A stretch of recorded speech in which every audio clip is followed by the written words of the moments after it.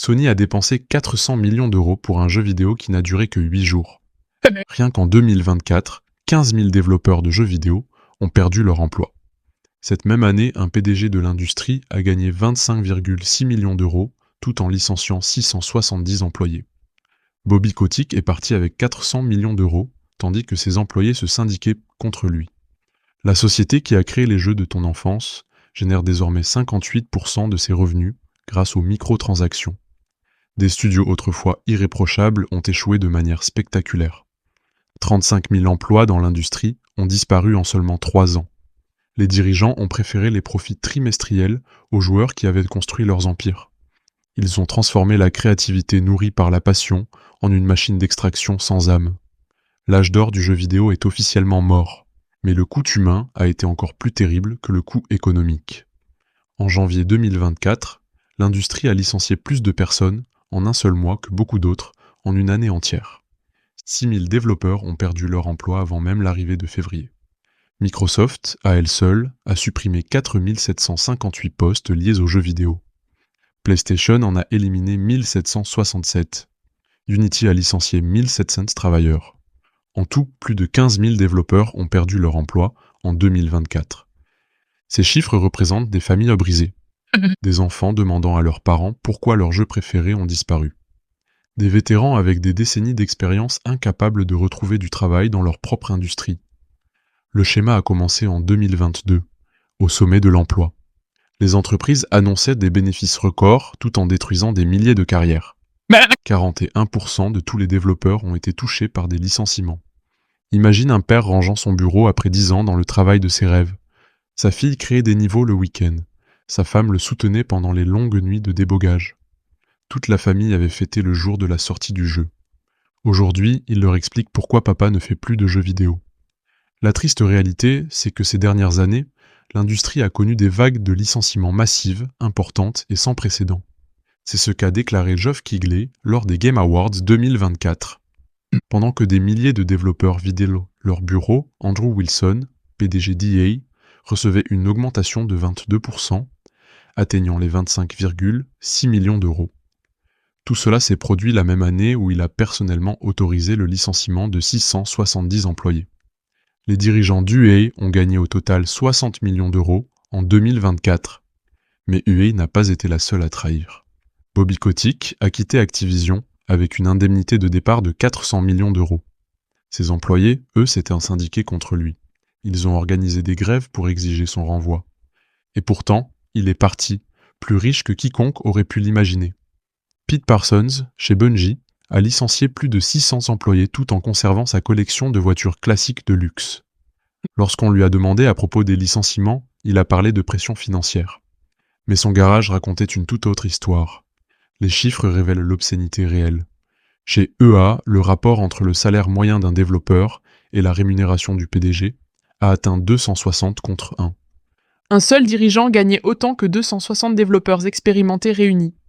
Imagine la réunion où ces décisions sont prises. Des cadres en costume sur mesure, examinant des feuilles de calcul. « Nous devons réduire les coûts », dit quelqu'un. Les licenciements feront monter le cours de l'action. Tout le monde acquiesce. Le bonus du PDG en dépend. Pendant ce temps, dans un petit appartement de l'autre côté de la ville, un développeur licencié fait face à son fils de 8 ans. Il lui explique pourquoi, cette année, il n'y aura pas de cadeau d'anniversaire. L'entreprise pour laquelle il crée des jeux vidéo vient d'accorder une augmentation de plusieurs millions au PDG. Les gens font des choses stupides tout le temps, expliquait Jeffrey Pfeffer, professeur à Stanford. Je ne vois pas pourquoi tu t'attendrais à autre chose de la part des dirigeants. Ce schéma s'est répété dans toutes les grandes entreprises du jeu vidéo.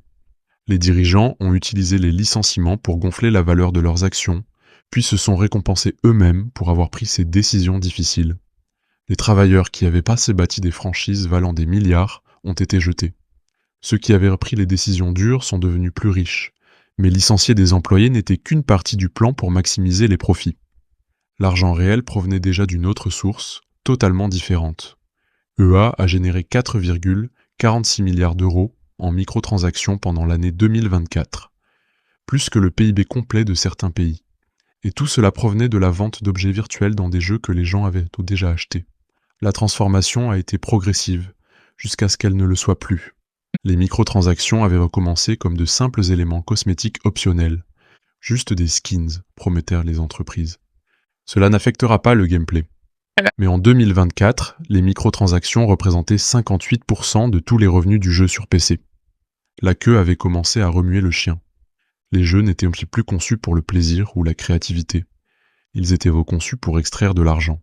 Imagine une réunion de conception dans un grand studio.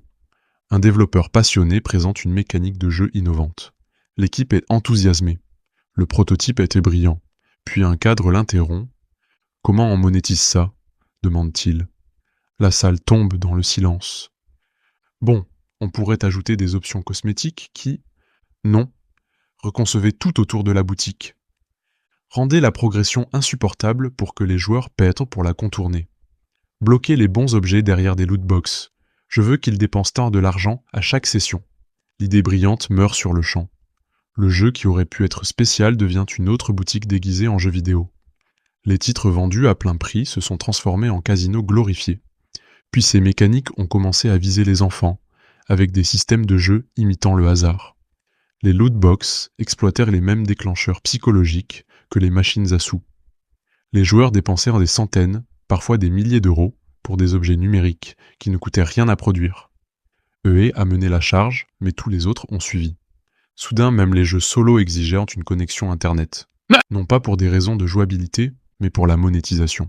Les entreprises devaient contrôler l'expérience, guider le joueur vers la dépense. Le modèle Pay to Win a détruit l'intégrité compétitive. Le gagnant n'était plus le plus doué, mais celui avec le plus gros portefeuille. Les jeux qui autrefois récompensèrent la pratique récompensaient désormais la carte de crédit. Les décisions créatives ont été remplacées par les ordres des équipes de monétisation dans chaque grand éditeur. La qualité s'est effondrée à mesure que l'extraction augmentait. La question n'était plus « est-ce amusant ?» mais « est-ce que cela les fera dépenser ?» L'industrie a découvert quelque chose de plus rentable que de faire de bons jeux. Elle a appris à fabriquer des machines à faire de l'argent. Et cette fin de revenus infini les a poussés à commettre erreur après erreur. Un développeur, Chris, a survécu à 2 vagues de licenciements et a déménagé depuis le Wisconsin. Puis il a quitté définitivement l'industrie pour restaurer des motos BMW classiques. Il n'est pas le seul. Des vétérans de l'industrie quittent complètement le monde du jeu vidéo. Des développeurs avec des décennies d'expérience choisissent de nouvelles carrières. Les personnes qui savaient comment créer de grands jeux prennent d'autres chemins. Les nouveaux talents évitent d'entrer dans l'industrie dès le départ. Pourquoi se former pendant des années si tout ce qui les attend, ce sont des formules corporatives et des licenciements? La passion qui définissait autrefois le monde du gaming a été remplacée par des feuilles de calcul et des métriques de monétisation. La qualité chute dans tous les grands lancements. Les jeux sortent cassés parce que l'ingénieur expérimenté qui connaissait le code n'est plus là. Les franchises adorées sont confiées à des équipes inexpérimentées, dépourvues du savoir institutionnel nécessaire pour les réaliser correctement. Je veux quitter l'industrie du jeu vidéo pour de bon, mais je ne suis qualifié pour rien d'autre. C'est ce qu'a confié un développeur anonyme à IGN. J'ai plus de 10 ans d'expérience, et je suis complètement épuisé de travailler dans le jeu vidéo. Voilà la véritable tragédie. Des personnes qui ont consacré leur vie à ce médium se sentent piégées dans une industrie qui ne les valorise plus.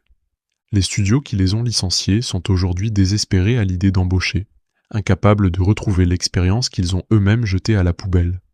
L'innovation meurt à mesure que le talent s'en va. Les prises de risques créatives qui rendaient le jeu vidéo unique ont été remplacées par des formules sûres, conçues par des comités et testées dans des focus group. Chaque grande sortie donne l'impression d'être la même que la précédente, parce que ceux qui savaient briser le moule ne sont plus là. L'entreprise a économisé de l'argent en licenciant du personnel. Elle a gagné des milliards grâce aux microtransactions. Mais elle a perdu quelque chose d'irremplaçable. Le cœur du jeu vidéo est parti en même temps que son meilleur talent, emportant avec lui des décennies de savoir-faire. Privés de leurs meilleurs créateurs, les studios allaient bientôt découvrir le véritable coût de la poursuite de mode qu'ils ne comprenaient pas. Sony a forcé Firewalk Studios à passer 8 ans et a dépensé 400 millions d'euros pour créer Concorde, un shooter multijoueur à la première personne. Le jeu fut un désastre si monumental qu'il fut retiré du marché seulement 8 jours après sa sortie. 8 ans de travail, 400 millions d'euros, 8 jours d'existence. En interne, Concorde était considéré comme l'avenir de PlayStation. Les dirigeants pensaient qu'il avait le potentiel d'une franchise comme Star Wars. Ils se sont trompés sur absolument tout. Sony a remboursé tous les joueurs, puis a fermé Firewalk Studios définitivement. Des centaines de développeurs ayant consacré des années à ce projet ont perdu leur emploi. Le jeu pour lequel ils s'étaient sacrifiés a simplement disparu. Et Concorde n'a pas été le seul désastre. Warner Bros. A perdu 200 millions d'euros avec Suicide Squad, Kill the Justice League. Arkane Austin, créateur de titres solo acclamés, ont été forcés de développer le multijoueur Redfall. Ce fut un échec cuisant. Le studio a été fermé. Le schéma était clair, les entreprises forçaient des studios experts en campagne narrative à créer des games as a service. Des studios qui n'avaient jamais fait de jeux multijoueurs étaient poussés à suivre des tendances qu'ils ne comprenaient pas. Chez Firewalk, une culture de positivité toxique empêchait toute critique réelle. Les employés qui signalaient les problèmes de Concorde étaient réduits au silence. « Restez positifs », disait la direction. « Croyez en la vision ». Cette vision s'est révélée être un gouffre de 400 millions d'euros, des années de travail créatif effacées en quelques jours. Des développeurs qui avaient mis leur âme dans ces projets les ont vus mourir presque instantanément. Les studios qui les avaient créés ont été détruits pour avoir échoué dans des missions qu'ils n'auraient jamais dû recevoir. Sony croyait tellement en Concorde qu'elle y a investi une véritable fortune. Et tout ce qu'ils ont obtenu, c'était une plaisanterie, pas une franchise. Le désastre de 400 millions d'euros qui ouvre cette histoire est devenu le symbole ultime d'une industrie qui a complètement perdu le cap. Ces échecs ont détruit des studios, des carrières, mais ils allaient bientôt provoquer quelque chose d'encore plus grand. Les joueurs ne se sont pas contentés de se plaindre de la trahison de l'industrie. Ils ont orchestré la plus grande rébellion de consommateurs de toute l'histoire du divertissement. La confiance entre joueurs et éditeurs s'est brisée entièrement.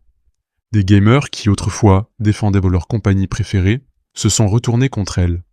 La trahison était trop profonde pour être pardonnée. Le review bombing est devenu une forme de protestation standard.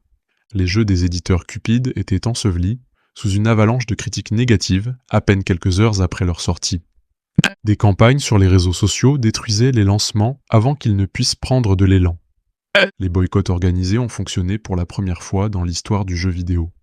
Les joueurs ont simplement cessé d'acheter auprès de certaines entreprises. UA, Activision, Ubisoft. Des noms qui autrefois garantissaient des ventes sont devenus des signaux d'alerte. Ne précommander rien est devenu le mantra. Attendez les critiques, la nouvelle stratégie. Pendant ce temps, les jeux indépendants ont explosé. De petits studios, portés par la passion, ont prospéré tandis que les AAA s'effondraient. Les joueurs se sont tournés vers des jeux créés par des gens qui s'en souciaient encore. L'argent a suivi le cœur. Les conséquences financières sont bien réelles. Les analystes prévoient des pertes de 113 milliards d'euros d'ici 2027. Tous les projets semblent moins concentrés. Les délais, plus impitoyables. Les équipes, moins expérimentées. Et la gestion, plus chaotique que jamais.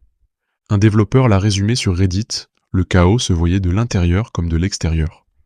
Les entreprises qui avaient dépensé des milliards dans des games as a service ratés regardaient entre de minuscules studios indépendants triompher avec une fraction du budget. La différence était simple. Un groupe faisait des jeux pour gagner de l'argent. L'autre les faisait par amour du jeu vidéo. Les dirigeants qui avaient choisi les profits trimestriels avant tout ont découvert que les jeux pensés à court terme ne valent rien quand les joueurs t'abandonnent complètement. Les mêmes joueurs qu'ils avaient traités d'ingrats ont simplement trouvé de meilleures options. L'industrie qui avait choisi le profit plutôt que la passion a appris que trop tard qu'un jeu sans âme ne se vend pas. L'industrie du jeu vidéo, évaluée à 200 milliards d'euros, a découvert qu'aucune somme d'argent au monde ne peut racheter la confiance, le talent, ni la magie qui ont autrefois fait que les gens se souciaient du jeu vidéo. Certaines blessures ne guérissent pas. Certaines erreurs ne peuvent pas être effacées. Les entreprises peuvent embaucher de nouveaux développeurs, mais elles ne peuvent pas récupérer les décennies d'expérience qui sont parties. Elles peuvent présenter leurs excuses aux joueurs, mais la confiance brisée ne se répare pas avec des communiqués de presse. La leçon est plus ancienne que le jeu vidéo lui-même. Lorsque les entreprises oublient que le divertissement exige du cœur, les consommateurs le leur rappellent avec leur portefeuille. Quand les dirigeants choisissent la cupidité plutôt que l'art, ils ne perdent pas seulement de l'argent. Ils perdent tout ce qui faisait autrefois que cette industrie en valait la peine. Et toi, y a-t-il une entreprise de jeux vidéo qui a perdu ta confiance pour toujours ? Dis-le nous dans les commentaires. Et si cette histoire sur la façon dont la cupidité des grandes entreprises a détruit toute une industrie t'a touché, laisse un like et abonne-toi. Nous avons encore beaucoup d'histoires de désastres à plusieurs milliards à venir. En particulier, nous pensons que la prochaine va te plaire.